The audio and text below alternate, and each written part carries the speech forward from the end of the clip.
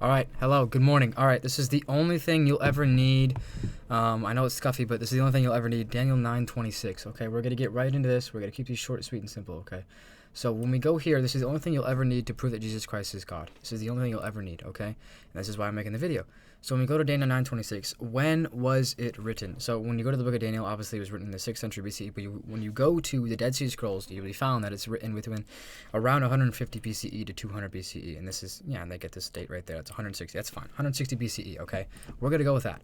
Okay, so that's proven that it was before Jesus Christ. That was 100, 200 years before Jesus Christ, okay? Okay, awesome. Let's take that, okay? So when we go to Daniel 9:26, it's the only verse you'll ever need to prove Jesus Christ is God, because here's the thing. When we go through the Old Testament, we realize God shows who he is, obviously through Israel, nation, and obviously you can see his creation, there's God. But here's how God specifically knows that through his word, how he proves that he is God through his word, is predicting the future every single time. Right, you go to the exiles, you go to even Genesis, right? He said, after 400 years, you'll be brought out of Egypt, So it's very explicit. So when we go here to Daniel 9:25, we're going to go to this, and I want to go to here.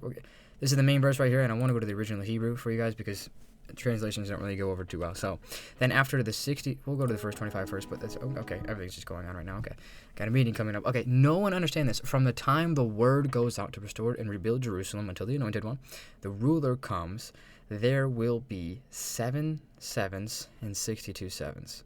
It will be rebuilt with streets and a trench, but in times of trouble. So this is predicting Assyria, something about Assyria. That's not the main focus today. We can talk about that some other time. And there's a different prophecies that we'll probably get into about Daniel, but we're going on verse 26 today, okay? All right, and we're going to go on. So now we understand the anointed one. Okay, so something's going to happen. Jerusalem's going to be rebuilt, basically is what 25 is talking about, and it's accurate. It says the prediction for when Jerusalem is going to be built. And you go to the Nehemiah chapter 2, I believe. You can go to exactly when Alexander... It's a Greek word. I don't know how to name the king that said it. Alexander or something like that. He sent out a notice. And then ever since then, it wasn't Jerusalem being built because that was by the first king Persia who said, yeah, you can go back to Jerusalem and start building the temple. No, it's when the walls were being built. Obviously, you can see, restore and rebuild Jerusalem, the walls and the temple and everything. So that's, a misconception. So that's when we get to, it's like 444 BCE, and then we count like 480, I guess. It's like 762 weeks or something like that. So that's very verifiable. Then now in 26, this is what we're focusing on, okay? Then after the 62 weeks, the Messiah, which that is 62 times 7, I believe, of years. And that's how it's interpreted. Days, years, see? You understand. All right, the Messiah will be cut off and will have nothing. And the people of the prince who is to come will destroy the city and the sanctuary, okay? So, the people will come and they will destroy the city and the sanctuary. What does that mean? There's only one sanctuary through the whole Bible. That's the temple, the Jewish temple, okay? And the end will come like a flood. And until the end, there will be war, desolations. This has been decreed. So this is the word of God saying, hey, it's going to happen. This is how God, all through the Old Testament, has predicted to say, hey, I am God, I am Yahweh, there's only one true God. By using the Israelites to give them the word of God, so that we, now Gentiles, in the 21st century, can prove that Jesus Christ is Lord. Okay, so let's go here, guys. Okay, I wanted you guys to really understand this, okay? Sanctuary. So I should have done a research, but you can search on your own, okay? 70 AD was when the fall of Jerusalem happened. Okay, what does that mean? The Romans went in and they destroyed Jerusalem. They took it over because obviously Jerusalem was attacking against Judea, and there's problems between Samaritans and Jews and Christians, I believe. I forgot exactly what it was, but it was just a lot, and it was especially during the time when, Rome was like 50 or 40% on fire, and they blamed it, on the Christians because they were worshiping a man as a god, so they blamed it on them, and it just all kind of went downhill from there. But the point is that this historically happened in 70 AD, okay? I don't know all the details. I'm not the best studied up guy, but I want you guys to have the resources for this. That's why I'm making these videos, and it's to help myself reciprocate it so that I can now, say to others when I go out and preach. So, after all these years, which you can accurately predict these, it's 62-7, it's like I said, it's exactly when it was being rebuilt, exactly when, since 444 BCE. It's like 470, 480 years minus that, and it goes right to 32 or 33 AD, which is insane. 32 or 33 AD, so that's literally during the time of Messiah. And some people, they get so specific with it, they can get it to the same day that Jesus actually went in to be named king in Jerusalem, riding on a donkey. Okay, so that's insane. But the point is, the Messiah, the anointed one, will be cut off and will have nothing. Okay, come on. Oh, come on. What is that entailing? Isaiah 53. The Messiah will be cut off, and he will be cut off from his people and neglected and be killed, and he'll have nothing. But cut off and have nothing. Destroy, consume.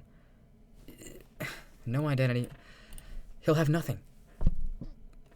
I mean, does that not explicitly state the Messiah that was going to suffer before the fall of Jerusalem? So 70 AD, the fall of Jerusalem. Before that, the Messiah is going to come.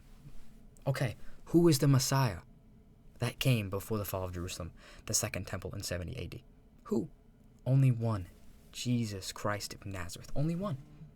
And there's only one God, and that's him. So that to me, that's explicit.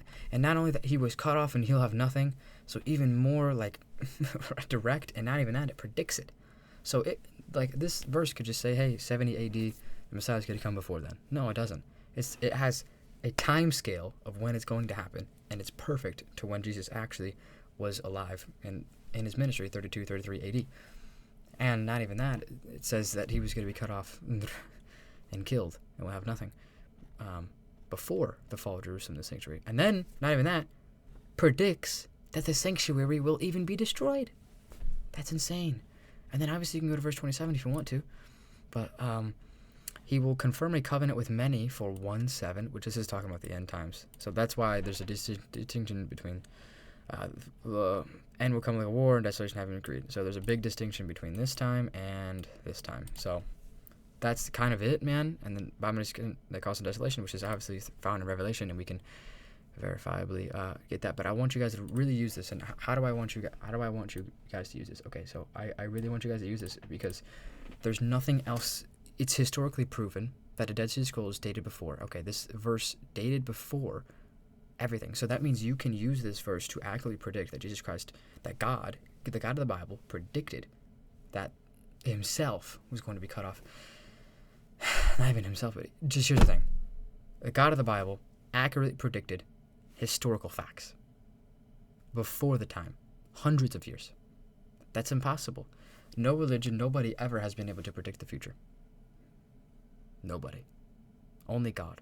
And that's reserved in the Old Testament. Obviously, we can see Deuteronomy 18. And you can see many other verses like Isaiah 49, verse 3, Isaiah 43, I believe. You can see many, many verses in there where it says, hey, your idols are nothing because I can tell you the future, what's going to happen. Stop worshiping your idols. Many, many times over and over again. So it's clearly obvious only God can predict the future. And if God predicted the future accurately with Daniel 9:26, accurately, if this is true, and it's literally historically true, hundreds of years before the Dead Sea Scrolls found this, it's perfect. It's perfect. It's literally perfect. It doesn't get much better than this. It does not get easier than this. It doesn't. This is how you prove. And if the God of the Bible is predicting the future, what else is he predicting the future about? And is the God of the Bible wrong? No, there's not one archaeological evidence that's wrong in the Bible. Wow. Guys, this is everything. Use this. This is the best you can possibly use to prove that Jesus Christ is God, using the Bible the best way. Obviously, the best way is to, say, hey, look up who created that. Yeah, exactly. But I love you guys. Use this.